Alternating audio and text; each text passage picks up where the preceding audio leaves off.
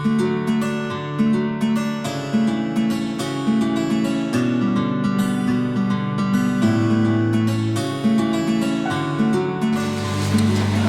el libro de Romanos, desde el capítulo 4, desde el versículo 1 al versículo 12. Quisiera hacer una introducción para las personas que tal vez nos visitan. Bienvenido, Gustavo. Hemos estado orando por tu vida, así que estamos felices de que puedas estar con nosotros. Creemos que Dios nos habla en toda la Biblia, un versículo a la vez. Y como iglesia estamos viviendo una reforma, nos estamos reformando.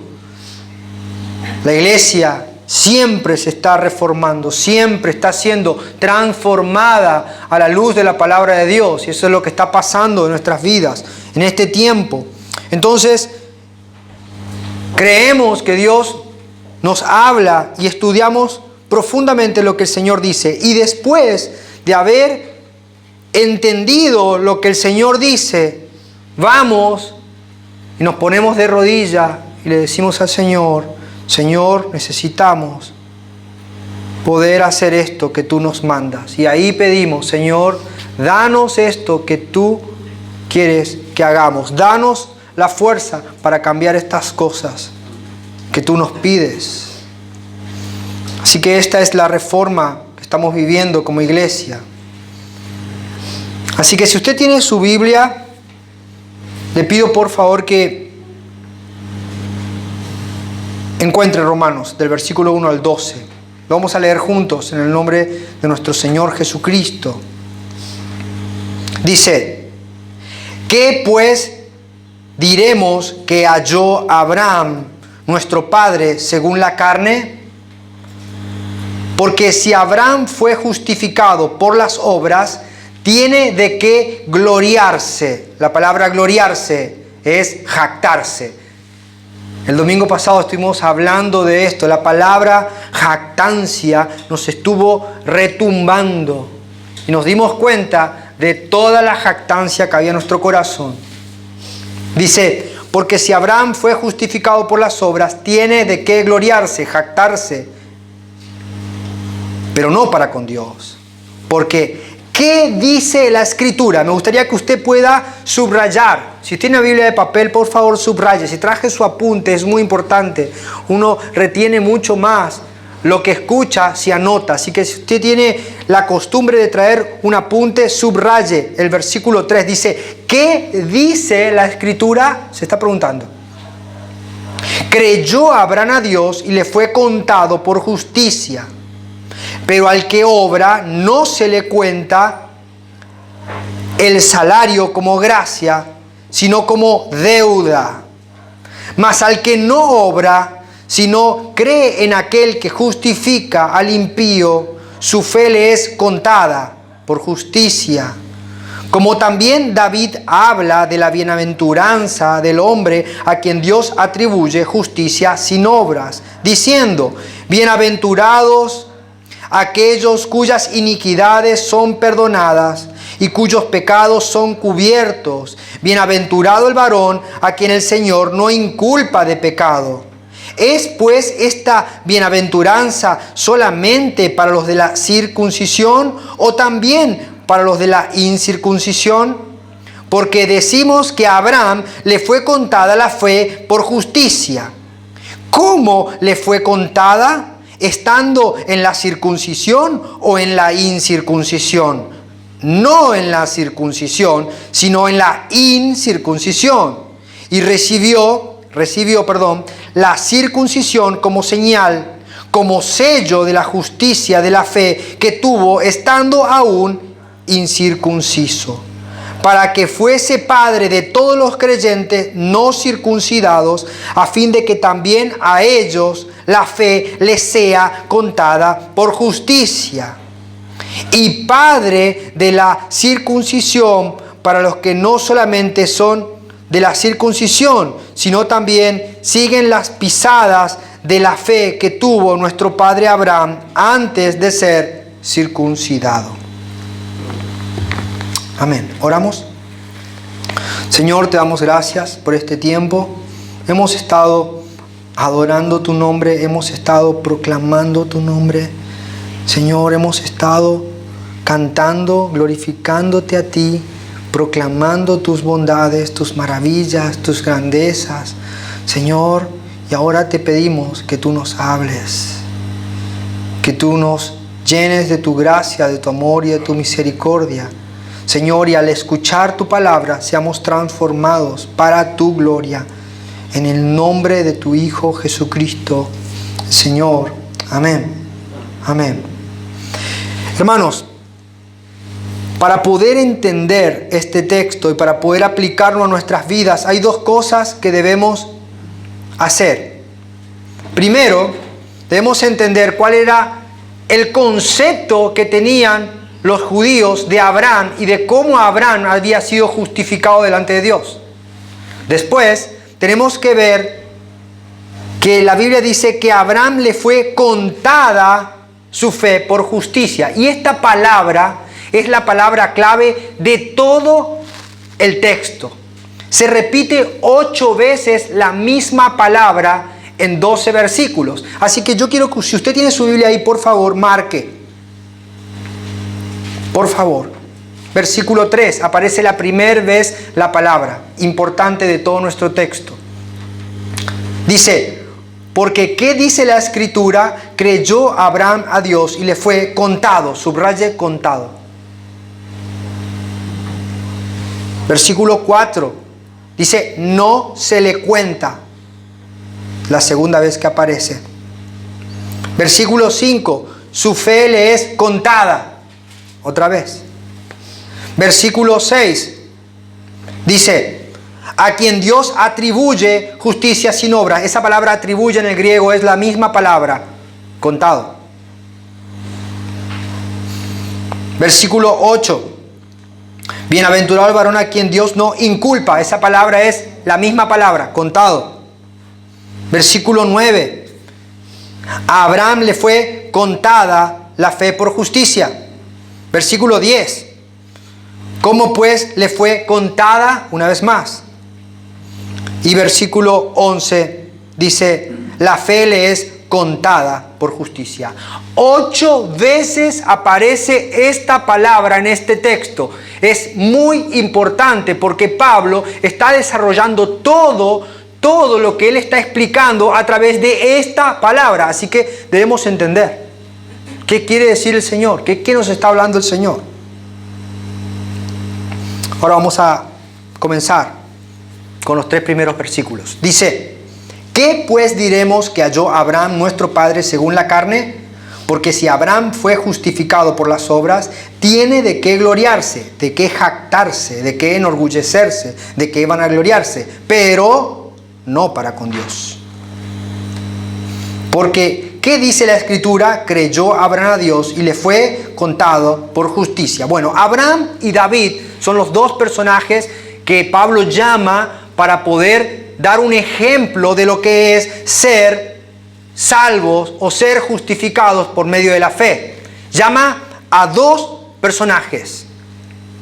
Y, hermanos, tenemos que entender esto, que dentro de la historia del pueblo de Israel, estos 2 personajes son los personajes icónicos, son los personajes más importantes de toda la nación de Israel. Abraham fue quien, por medio de creer a Dios, inicia la nación de Israel.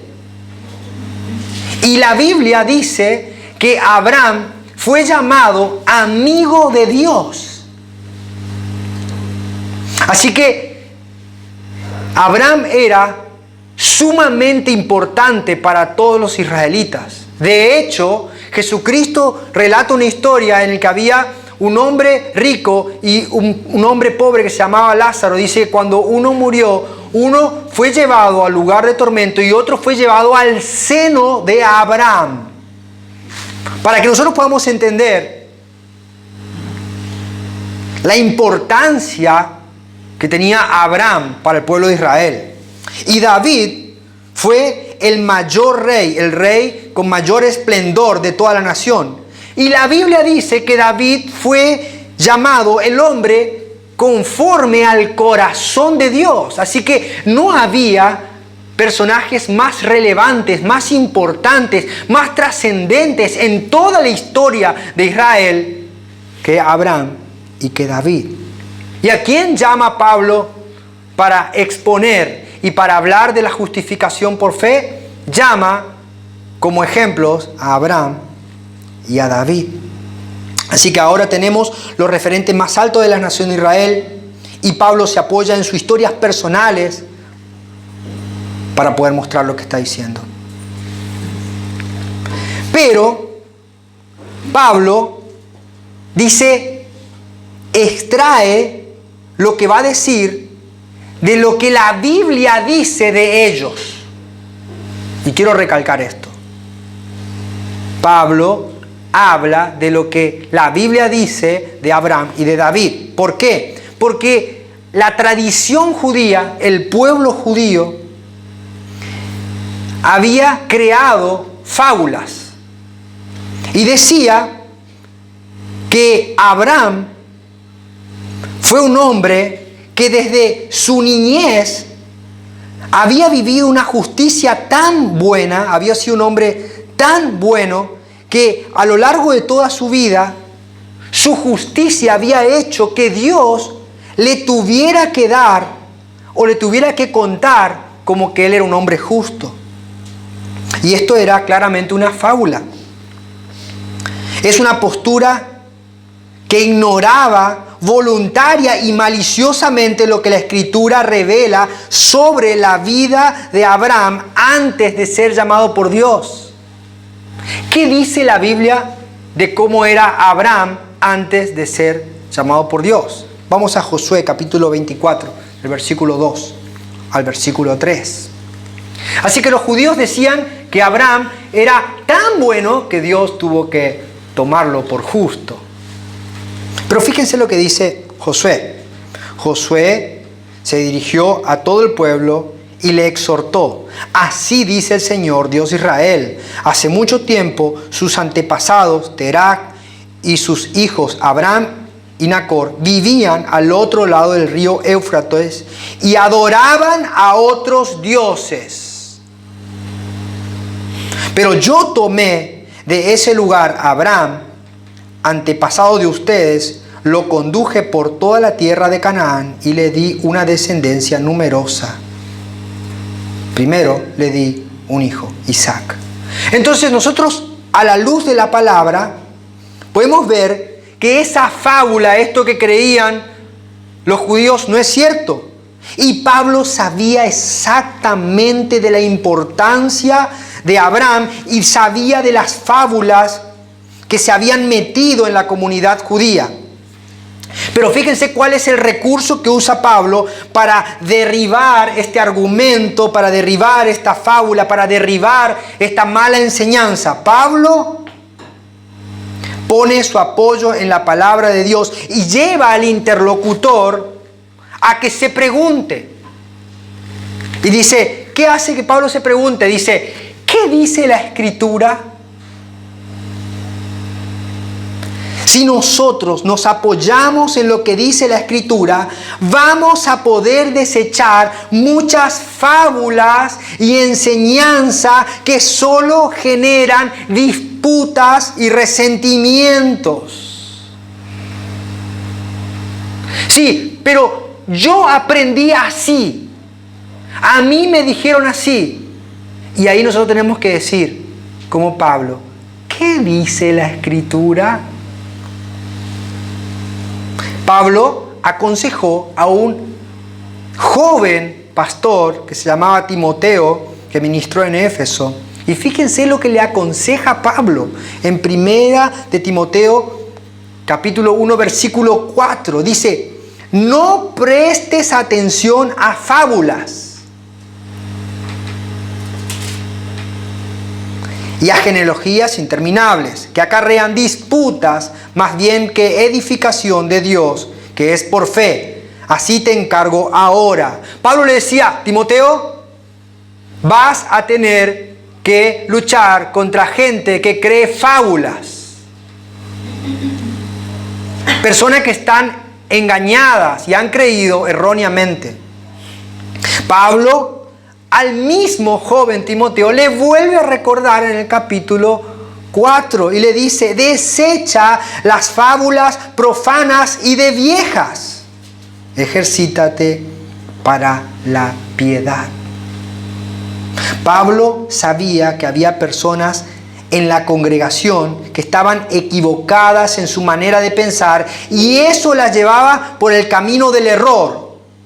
Así que Pablo le da la salida a los de Éfeso, la misma salida que les dio a los de Roma, y la misma salida nos quedó a nosotros escrita hoy, 2000 años después, a nosotros que estamos en Chaco, en resistencia, en un momento de pandemia. Nos da el mismo principio. ¿Cuál es el principio? El principio es que debemos preguntarnos, para no creer cosas inventadas por los hombres, debemos preguntarnos, ¿qué dice la Escritura?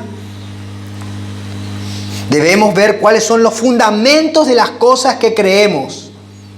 ¿Las creemos porque dice la Escritura? ¿O la creemos porque sencillamente me la enseñaron así?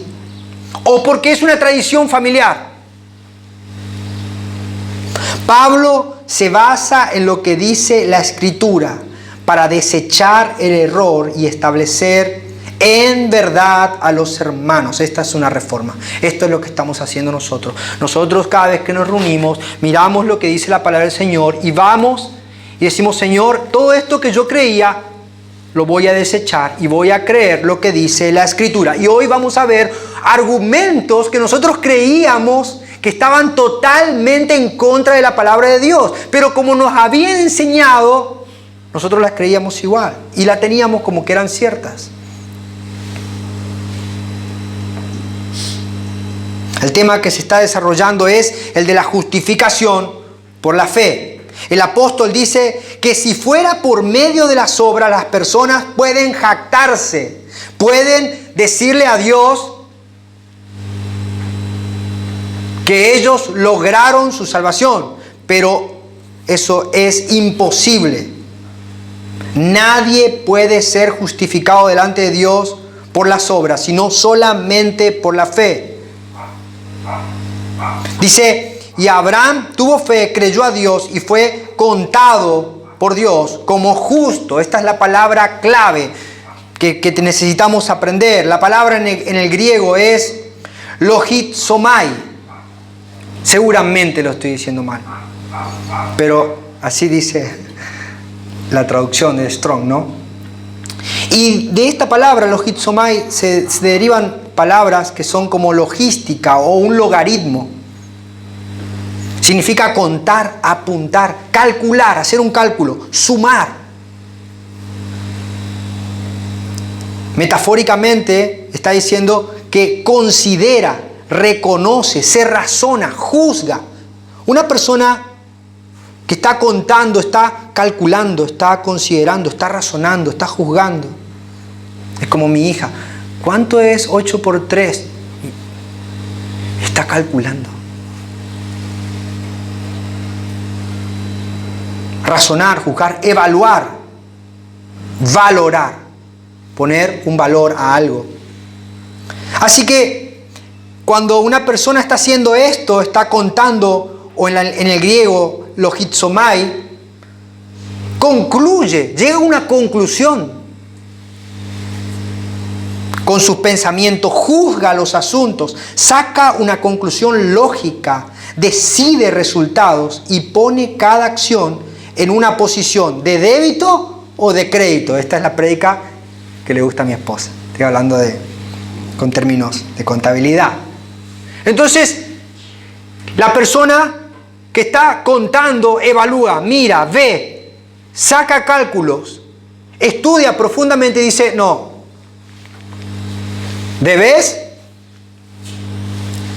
¿O cubriste las expectativas? Así que Dios mira a Abraham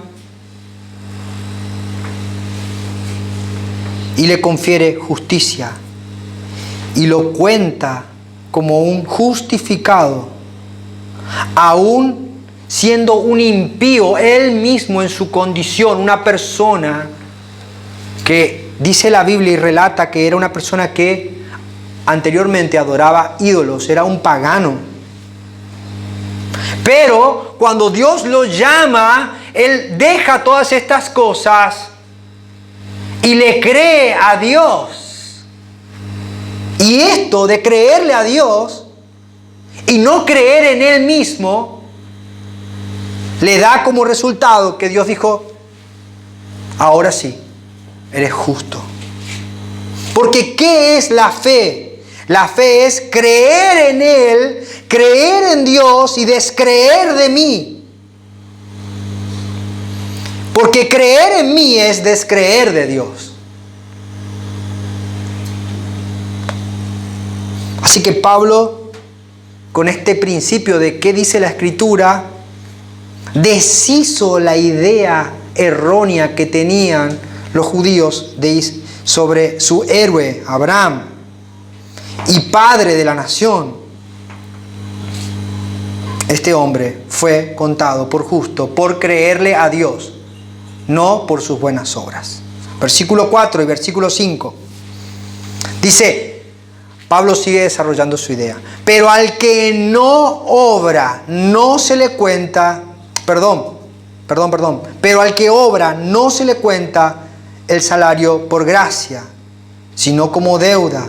Mas al que no obra, sino cree en aquel que justifica al impío, su fe le es contada por justicia. Una vez más la palabra. En esta porción de la palabra lo que vemos es el desarrollo de la idea del apóstol Pablo. Él usa un ejemplo para ilustrar la idea con algo tan actual que nosotros lo vemos hoy en día. Las personas que trabajan no reciben el sueldo como un regalo. Usted recibe el sueldo y no dice, ¡ay, qué sorpresa! Usted no se sorprende, esto no es un regalo, usted ya trabajó por eso. El sueldo no es un regalo, sino que el que trabajó ve a su empleador como alguien que le debe.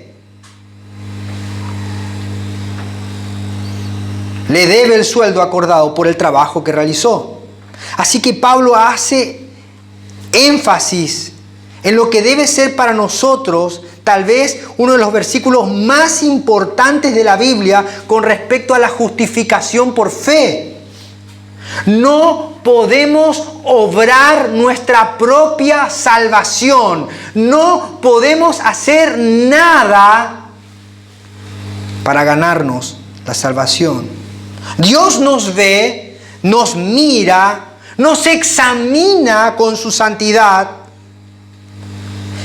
y no puede justificarnos por nuestras obras. Definitivamente nuestras obras producen repugnancia a los ojos de Dios. Isaías 64:6 dice, y todas nuestras justicias son como trapo de inmundicia. No una buena obra, no dos buenas obras, no miles de buenas obras, sino todas nuestras buenas obras son para Dios trapos de inmundicia. Definitivamente no hay nada de lo cual podamos valernos para contarnos como justos. No hay nada en nosotros, nada bueno, y nada de lo que hagamos tampoco es bueno porque está viciado por lo que nosotros somos. Pero aún así Dios nos llama. Y dice en Isaías capítulo 1 versículo 18, dice, venid luego, dice Jehová, y estemos a cuenta. Venid. Y a mí me sorprende, ¿no? Dice, si vuestros pecados fueran como la grana, como la nieve, serán emblanquecidos. Si fueren rojos como el carmesí, vendrán a ser como blanca lana. Dios nos llama sabiendo que no podemos llevar nada delante de Él. Pero Él nos llama. Dice, quiero hacer cuentas contigo. La única manera en la que Dios nos contará como justos es que dejemos de pensar en que Dios nos debe algo.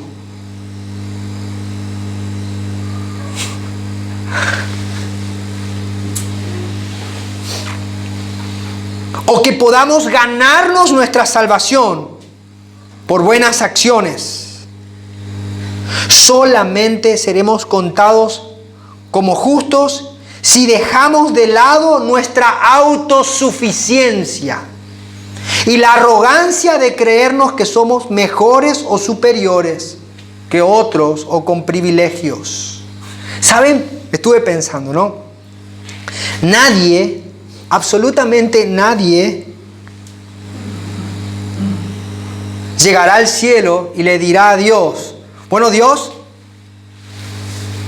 dame lo que merezco. ¿Usted se imagina?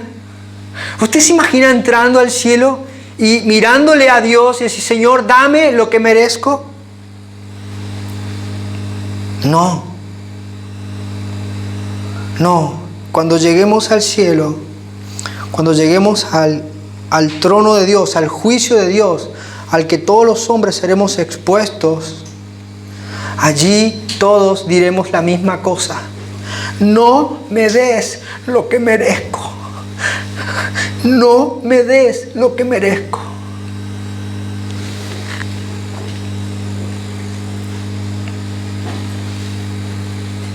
Los demonios gritaban cuando veían a Cristo y le decían, ¿has venido a atormentarnos antes de tiempo? ¿Saben por qué? Porque ellos sabían que un día ellos iban a recibir lo que merecían.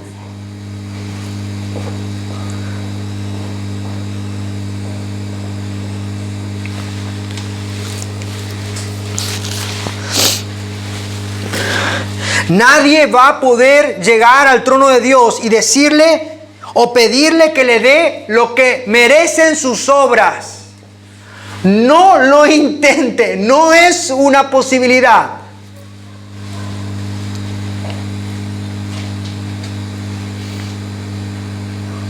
Pero si nosotros podemos vernos como impíos, en los cuales no hay nada bueno, y si solamente miramos a Cristo, Dios nos contará como justos.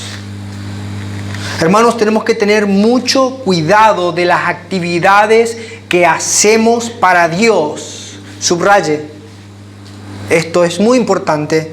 Debemos tener mucho cuidado en las actividades que hacemos para Dios. Puede ser esto muy peligroso para aquellos que sirven en un ministerio, por aquellos que están sirviendo a Dios en la iglesia. Esto es muy peligroso porque puede hacernos creer que Dios nos va a justificar por las cosas que hacemos en el reino de Dios, en su iglesia. Y eso es exactamente lo que le pasó a esta gente. A veces las obras que hacemos para Dios pueden resultar como una anestesia que nos insensibiliza. Todas las veces que aplicaron anestesia en mi cuerpo, empezaba a no sentir nada y cuando me desperté me faltaba una parte del cuerpo. Y esto es exactamente lo que hacen las obras. Nos hacen insensibles y no nos damos cuenta que muchas veces estamos mutilando el cuerpo, excluyendo a gente, aún a nosotros mismos. ¿Y cuáles son los síntomas de que nosotros estamos confiando en nuestras buenas obras? ¿Cómo yo puedo identificar que estoy confiando en mi ministerio y no en Cristo? Los síntomas es que primero vemos a otros como inferiores. También empezamos a reclamar como si Dios y los hermanos nos debieran algo.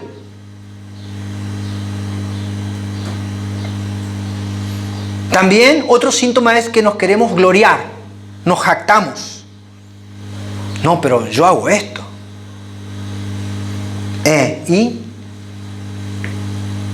Me gusta esa expresión, la estoy copiando de un hermano. Queremos títulos, preeminencia, reconocimiento. Esas son las características de una persona que está confiando en lo que hace. Y eso es muy peligroso. Hermanos, si aceptamos la justificación por fe, nos damos cuenta de que todo es obra de Dios y para la gloria de Dios. Ahora, ¿qué pasa con las obras? Entonces, no las hacemos para no querer gloriarnos. Entonces, no hago nada porque no me quiero jactar. No quiero caer en este pecado. ¿Qué pasa con las obras entonces? Está mal. Primera de Corintios capítulo 15 versículo 10. Dice: pero por la gracia de Dios soy lo que soy, y su gracia no ha sido en vano para conmigo.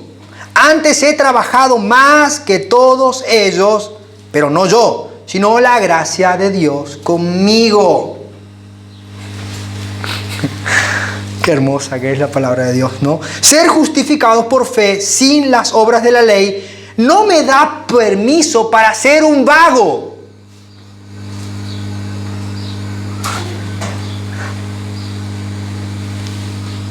No me hace libre para ser un hippie espiritual.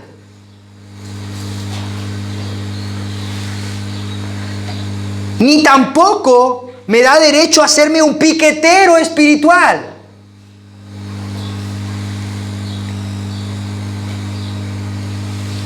Me hace ver que el precio fue pagado y ahora yo entro en sus labores para glorificarle por gracia. ¿Recuerda la parábola de los labradores a quien Jesús encontró y un señor mandó a su campo a trabajar? Es exactamente esto lo que pasa. Habían algunos que entraron en el primer horario a trabajar y otros que llegaron una hora antes de que termine la jornada. Y todos recibieron el mismo salario. Pero los que habían trabajado antes, por más tiempo, esperaban una paga mayor. Y les molestaba ser tratados con igualdad. Hermanos, debemos tener mucho cuidado del orgullo de las obras. Examinémonos y veamos si esto está en nosotros. Si hay esto en nosotros, debemos arrepentirnos, porque esto divide el cuerpo de Cristo y nos llena de jactancia. Cuando confiamos en las obras, vemos a Dios como un jefe que nos debe algo. También, ¿saben lo que pasa? Es que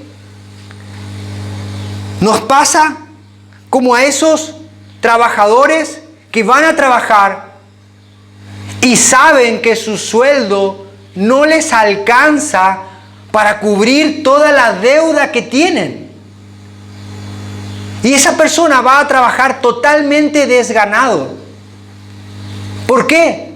Porque él ya sabe que por más de que trabaje, todo su sueldo no le alcanza.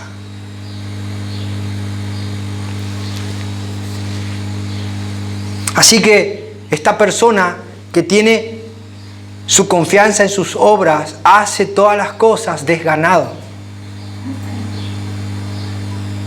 agotado, porque sabe en su corazón que todo lo que hace no es suficiente para pagar toda la deuda que tiene.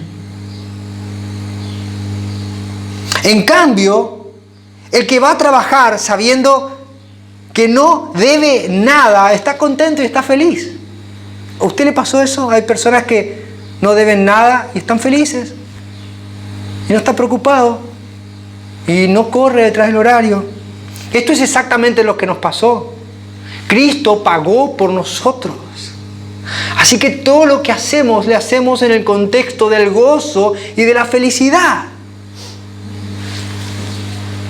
Y no miramos a nosotros, sino que decía Pablo, yo trabajo más. No yo, sino la gracia de Dios en mí.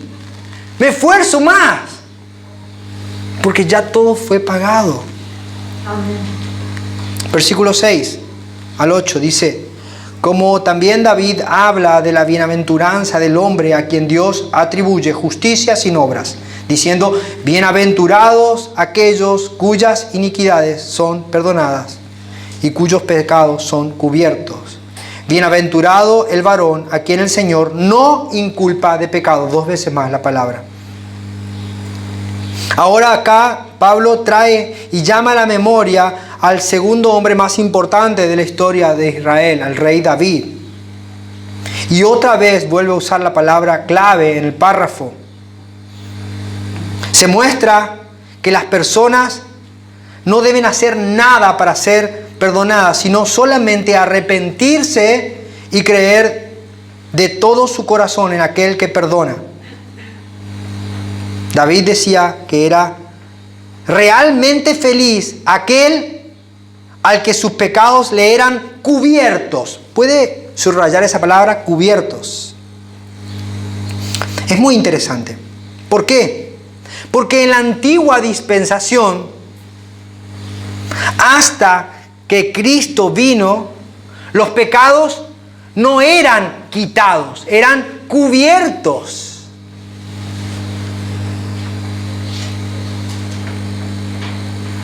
Dios, cuando veía la sangre, pasaba por alto, cubría el pecado. El pecado estaba ahí, pero estaba cubierto.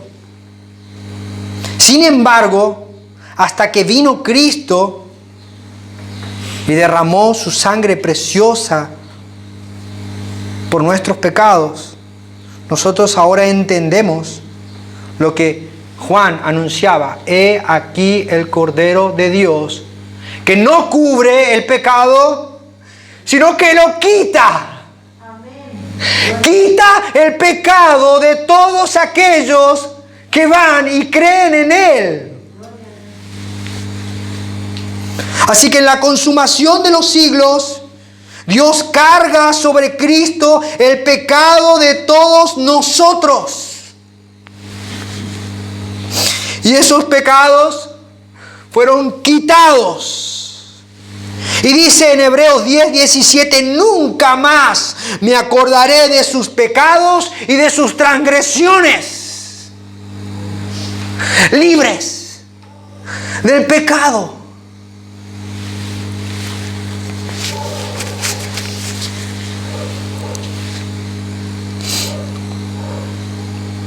Este es un acto definitivo para aquellos que están en Cristo. Cuando nosotros tenemos fe, somos unidos a Cristo.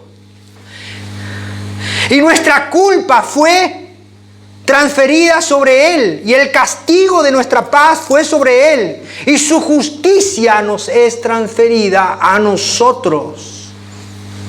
Esto es un acto de justificación. Y esto es lo que se conoce como sustitución penal. El juez justo, que es Dios, dice, este hombre está absuelto. Hay alguien que pagó por él, está libre. No veo ni un pecado en él. Ya se pagó todo, consumado es.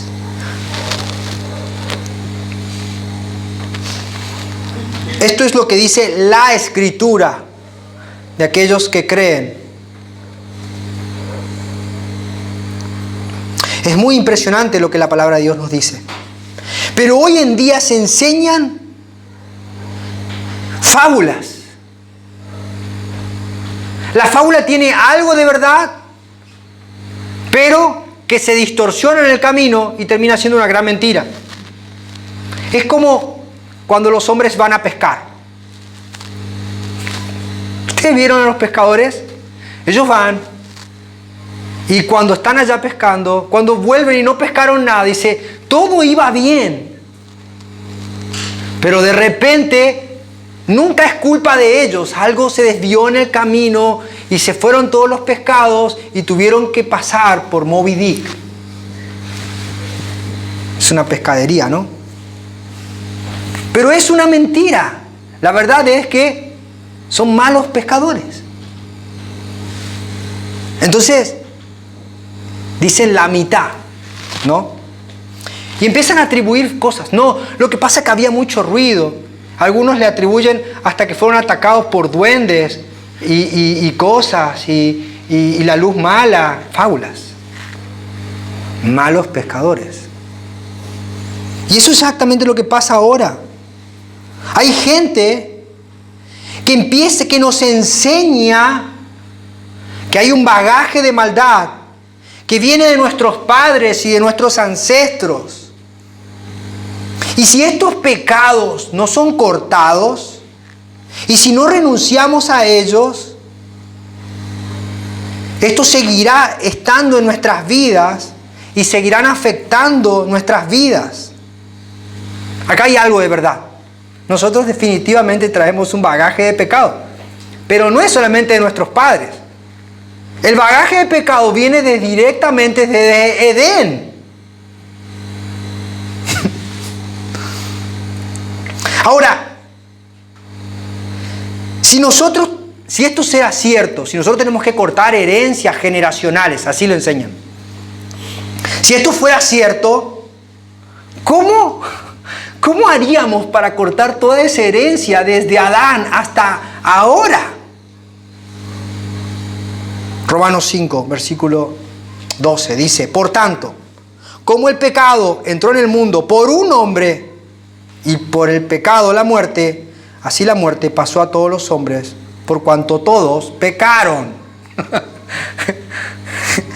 ¿Ven lo que hace una fábula? ¿Ven lo que hace una fábula? Toma algo de verdad y lo lleva para cualquier lado. ¿Cómo nosotros podríamos cortar eficazmente esa herencia generacional? Pero alguno enseña que esa herencia es de la tercera y cuarta generación, tomando un texto fuera de contexto y arman un gran pretexto. Hermanos, si nosotros creemos en Cristo, somos unidos a Él por la fe. Y nosotros descreemos de nosotros y creemos en Él. Y si esto ocurre es porque hemos sido hechos nuevas criaturas. Nueva criatura. Y dice la Biblia, añade, las cosas viejas pasaron. No entiendo el interés de estar revolviendo cosas. ¿Cómo estas cosas, imagínense usted, vamos a evaluar esta doctrina, esta enseñanza. ¿Cómo puede ser que este pecado pueda pasar por encima de la obra expiatoria de Cristo? ¿Cómo?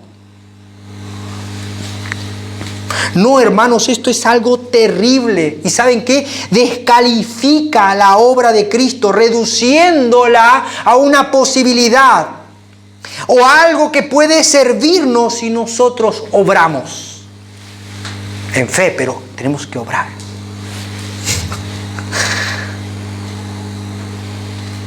Pero no hay nada que podamos hacer para ser salvos. Solamente debemos confiar en Cristo y pedirle que nos dé un nuevo corazón. Y fíjense lo que hizo Cristo. Colosenses 2:14 dice, anulando el acta de los decretos que había contra nosotros, que nos era contraria, quitándola, no cubrió. Cristo quitó nuestra culpa, clavándola en la cruz. Esta es la buena noticia. Hermanos, no tenemos que cortar nada, no tenemos que hacer nada, solo tenemos que creer en aquel que murió en nuestro lugar para que seamos libres del pecado. Dios quitó nuestro pecado y lo puso sobre el cuerpo de su Hijo. Y su cuerpo fue partido por nosotros. Y nosotros recibimos la justicia de su Hijo y somos hechos hijos delante de Dios. Y saben, estamos delante de Él como si nunca hubiéramos pecado. Dios nos mira, nos examina, nos analiza y saca una conclusión. Y dice, este impío es justo. Lo cuento como un justo. Está todo cancelado. No me debes nada. Esto es lo que Jesús dijo. Consumado es.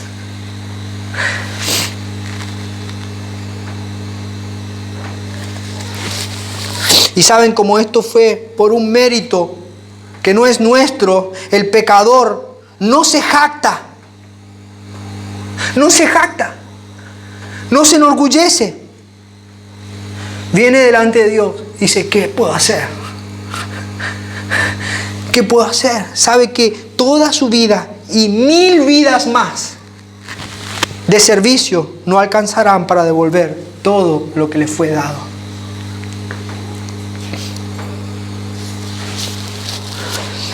¿Qué dice la Escritura? Cuando diga, no, tenemos que... ¿Qué dice la Escritura?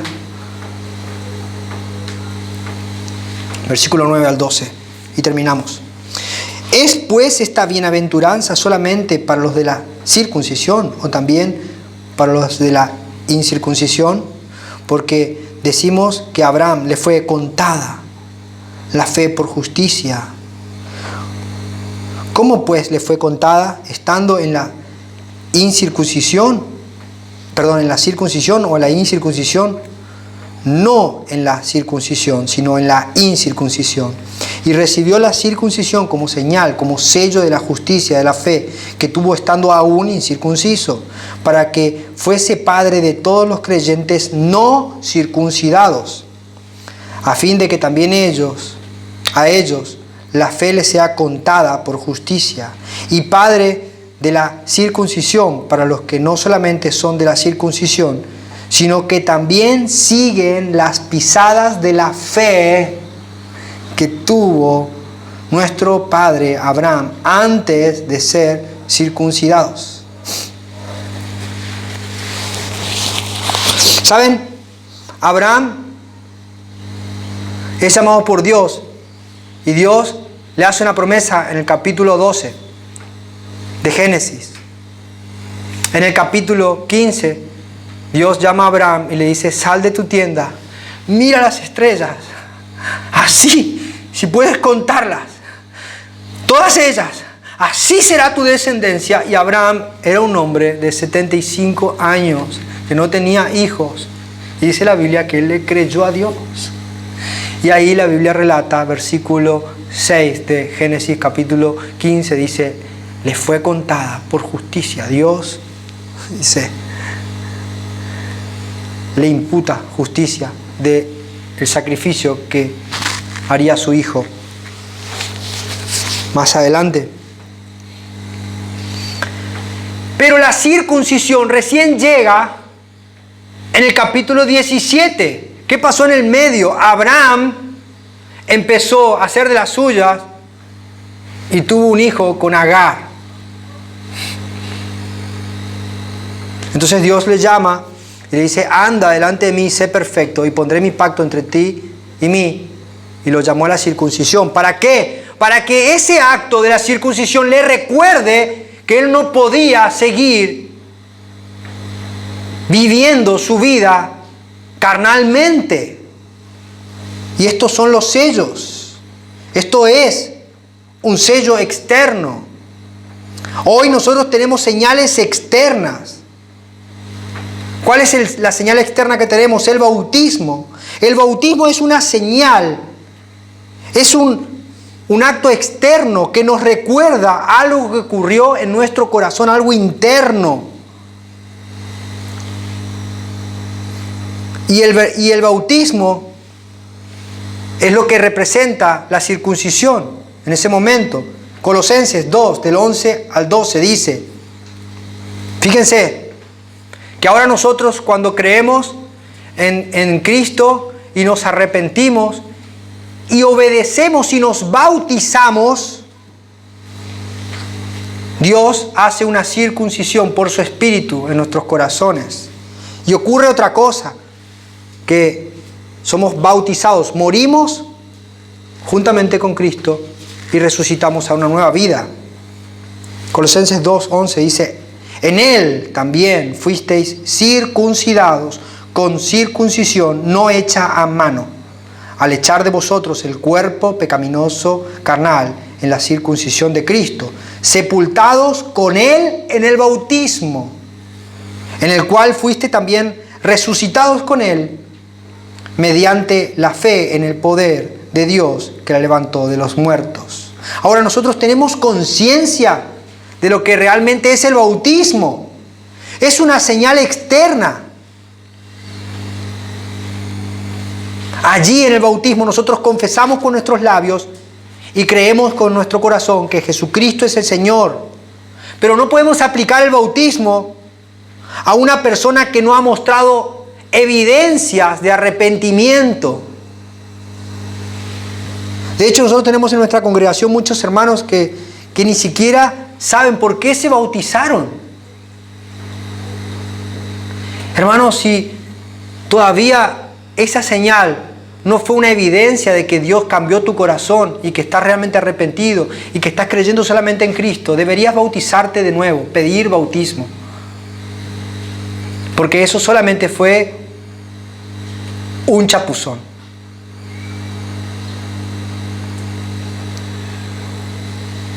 El arrepentimiento es creer en Dios y humillarnos. En conclusión, hermanos, Dios está llamando a su iglesia. Esta palabra que escuchamos hoy nos deja puntos muy claros. Dios está llamando a su iglesia a la humildad, a que seamos humildes. Dios está llamando a su pueblo a entender que no puede jactarse delante de Él. Dios está llamando a su pueblo a la unidad. Y esa unidad es en el cuerpo de Cristo y por el cuerpo de Cristo. Dios está llamando a un pueblo que no era pueblo y a una nación que no era nación. Dios está advirtiendo sobre confiar en nuestras obras. Estas solo nos llevarán a que nos decepcionemos, a que nos cansemos y que nos empecemos a medir unos con otros. Dios quiere que entendamos que si no confiamos en las obras de Cristo, nunca vamos a poder presentarnos delante de Él como sus hijos. Dios está llamando a que reflexionemos sobre la confianza que tenemos en las señales externas.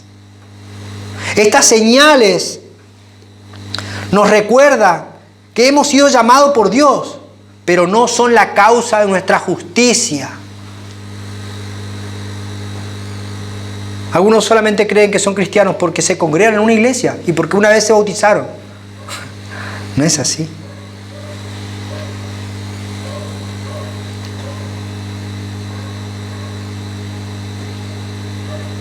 Dios quiere que el tema central de la Biblia sea tocado una y otra vez, y otra y otra y otra vez. No porque no tenga poder en sí, sino porque nosotros somos duros de corazón. ¿Y cuál es el tema? El Evangelio. Dios quiere que vez tras vez escuchemos el Evangelio. Y el Evangelio es creer en aquel que perdona a los impíos.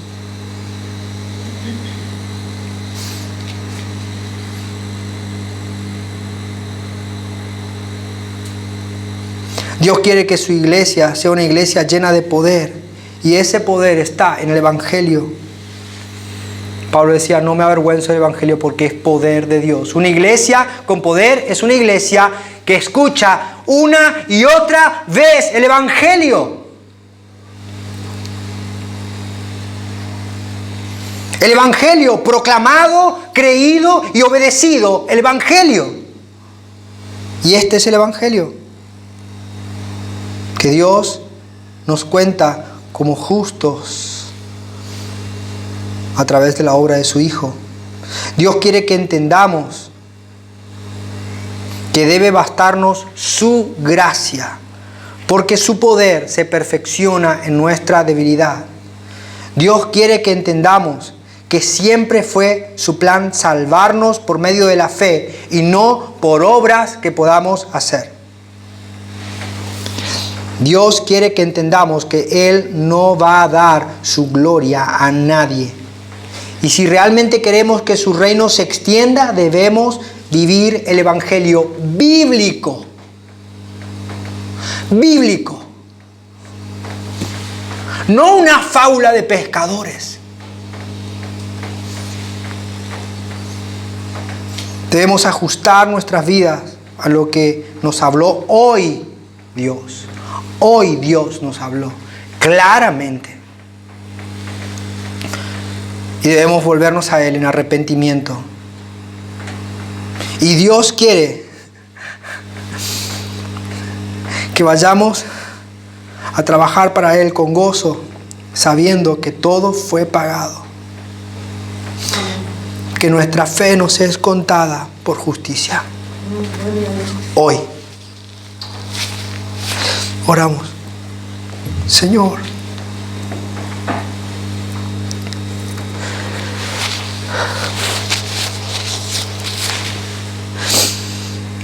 nos humillamos delante de ti, Señor.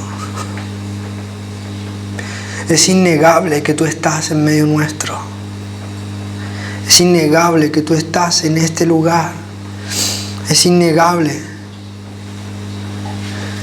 que tú examinas los corazones y tú pesas los corazones y tú sabes lo que hay en nosotros. Ni siquiera nosotros sabemos lo que hay en Él. Dice tu palabra que es engañoso y perverso es el corazón más que todas las cosas, pero tú lo conoces, tú pesas nuestros corazones. Y tú nos llamas hoy a arrepentirnos, tú nos llamas hoy a creer en tu palabra, en lo que dice tu escritura, y desechar aquellas cosas que a ti no te agradan, desechar estas fábulas, inventos. Tú nos llamas a poner nuestra confianza en tu Hijo. Oh Cristo, cámbianos el corazón, que no nos apoyemos en ninguna obra externa, en ninguna señal.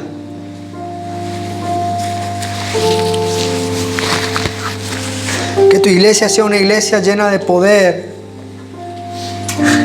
Una iglesia viva por tu evangelio. Clamamos, Señor, danos arrepentimiento, danos fe. Ayúdanos, Señor, a desechar toda jactancia, toda arrogancia, toda soberbia. Ayúdanos, Señor, a despojarnos de nosotros mismos y mirar a aquel que perdonó a Abraham, mirar a aquel que perdonó a David, mirar a aquel que restauró a Pedro, mirar a aquel que llamó a Lázaro. Ayúdanos a mirarte a ti, Señor. Es solamente el Evangelio, es solamente tu palabra, es solamente la Escritura. Señor, danos un avivamiento, danos un despertar. Danos, Señor, un nuevo corazón en Cristo. Míranos, Señor, y que seamos hallados en tu Hijo. Examínanos, Señor. Perdónanos, Señor. Confiamos en aquel que pagó por nosotros. Te adoramos en Cristo Jesús. Amén.